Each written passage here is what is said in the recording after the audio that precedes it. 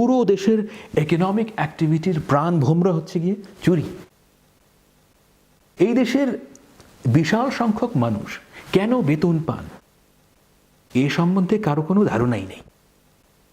তারা তো কাজ করার জন্য বেতন পান না ভাই, তারা বেতন পান কারণ বেতন না পেলে আসলে চুরির ওপর আপনার নিরবিচ্ছিন্ন অধিকার তৈরি হয় না। যার বেতন যত বেশি তার চুরি করার অধিকার তত বেশি। যিনি সবচেয়ে বেশি বেতন পাবেন তিনি সবচেয়ে বেশি চুরি করতে পারবেন।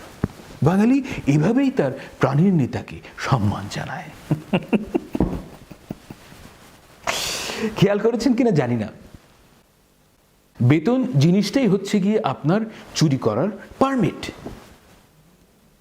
ধরেন যে আপনি বেতন পান না কিন্তু চুরি করলেন, আপনি নির্ঘাত জেলে যাবেন, তারপর ওরা ইয়ে করবে এবং আপনি কি জানি বলে ব্যথা পাবেন। হ্যাঁ, যে বেতন পায় না সে আসলে চুরি করার জন্য সরকারিভাবে অযোগ্য ঘোষিত হয়েছে, যে কারণে সে চুরি করলে জেলে যায়, অপরাধের জন্য না, অনধিকার চর্চার জন্য।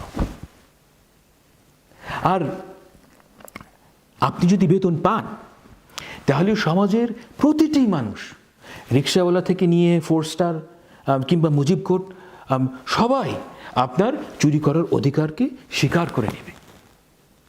চুরি একটা প্রিভিলেজ, এই প্রিভিলেজ আমরা শুধু তাকেই দেব যে বেতন পায়, শুধু তাকেই দেব।